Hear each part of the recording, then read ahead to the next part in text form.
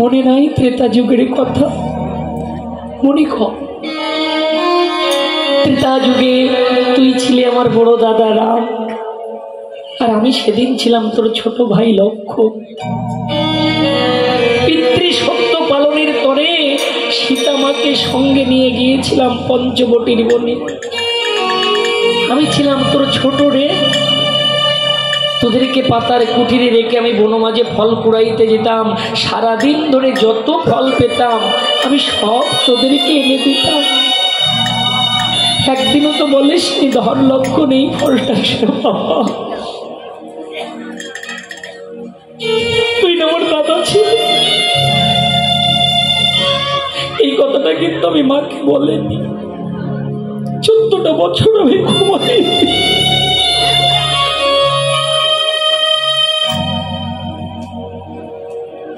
14টা বছর আমি ঘুমাইনি।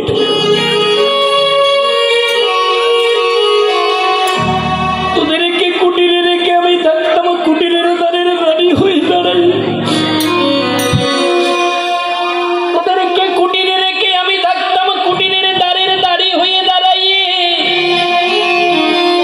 যেন কোনো রাক্ষস এসে তোদের নিদ্রা ভঙ্গ করতে না পারে। 14টা বছর আমি কোনো নারীর বদন দেখিনি। যদি বলতে পারিস সীতা তো আমাদের সঙ্গে ছিল, জানিস আমি কোনোদিন আমার মায়ের বদন পানে তাকিয়ে দেখিনি। কোনোদিন আমি মায়ের বদন পানে তাকাইনি। তোদের কুটিরের ভিতরে রেখে আমি থাকতাম কুটিরের দ্বারে দাঁড়াইয়ে। তোরা যখন কুটিরের ভিতরে যুগল মিলনে মিলিতি, আমি কুটিরের দ্বারে দাঁড়াইয়ে দাঁড়াইয়ে ওই নীতি নীতি রাতুল যুগল চরণ দর্শন করতাম। কিন্তু কানাই রে,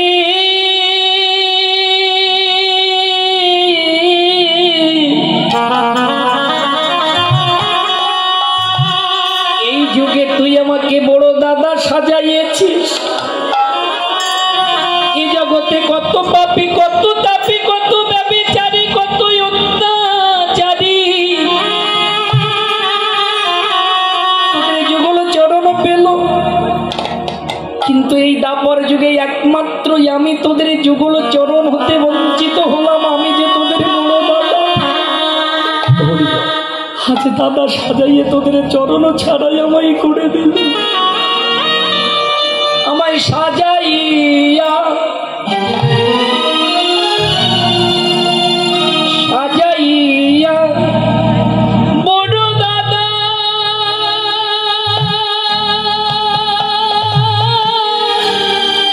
দিলি রে তুই বড় সাজা।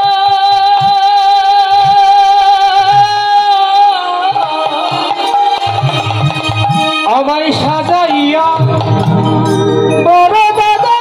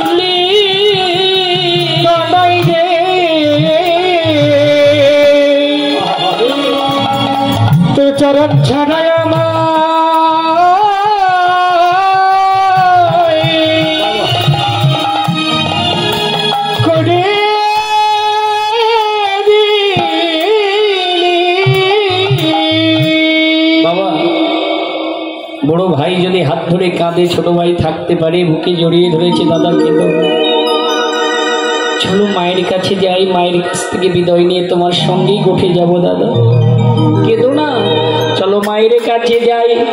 গেল সবে যশোদা নিকটে, প্রণতি করিয়া মাই কহিছে রাখাল রাই, কানুরে লইয়া যাব গোটে। ও মা, ভালো করে সাজাইয়ে দাও মা, আমরা গোচরণে যাই। ভালো করে সাজাইয়ে দাও মা, আমরা গোচরণে যাই। ভালো করে সাজাইয়ে দাও মা, আমরা গোচরণে যাই।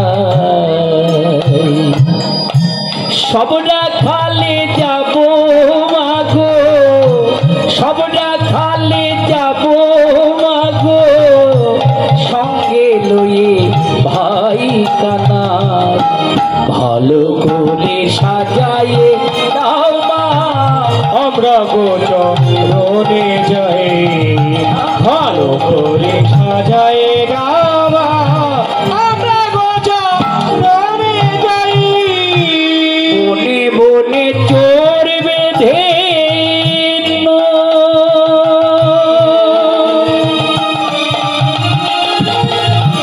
মধুর সুরে বাজিবে বেতো, বনে বনে চোর বেঁধে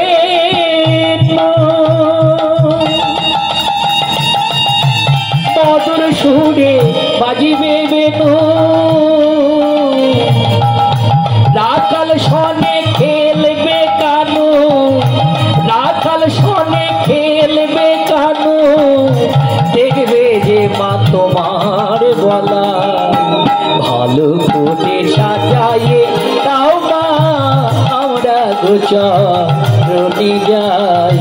ভালো করে সাজাইয়ে দাও মা, আমরা গোচরণে যাই।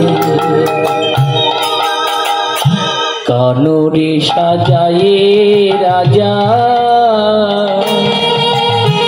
মোরা সবাই হব প্রজা। ধবলি কমলি সাথে মা, খেলবে লয়ে ভাই কানা। কি অপূর্ব লিখেছে গানগুলো।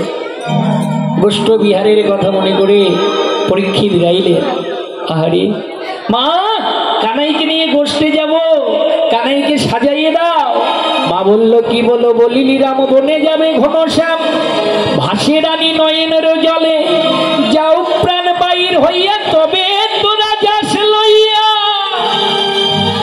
এই জগন্নাথের নয়নের তারা, বলো রাম রে, আমার প্রাণ থাকতে গোপাল দেব না রে, গোপাল দেব না রে, থাকতে গোপাল দেব না রে, থাকিতে গোপাল দেব না রে।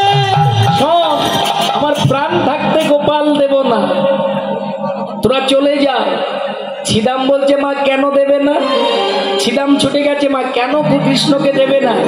ছিদাম কহিছে বাণী শোনো মাগো নন্দরানী, নীতি নীতি যাই মোরা বনে, যতে কোনা খাল মেলি, মাঝে রাখি বনমালি, ধেনু বর্ষ চড়াইও কাননে। তখন তোমার গোপাল কি করে জানো মা? মোহন মুরলী স্বরে নানা ছন্দে গান করে, ভুবন ভুলাই সেই রবে, শুনিয়া মুরলীর রব দিব্য মুক্তি লোক সব আসি যেন দর্শন করে। কানাইয়ের বংশীধ্বনি শুনবার জন্য এক একটা দেবতা আসে। প্রথম একজন আসে হংসের উপরে চড়ে, চতুর্মুখী মন্ত্র পড়ে স্তব করে কানার চারপাশে। এই যে ও মায়েরা, ক্ষুধা লেগে গেছে? হ্যাঁ শোনেন, আমি সাতক্ষীরার ছেলে, আমার সাতক্ষীরার মায়েরা এমনই হয়।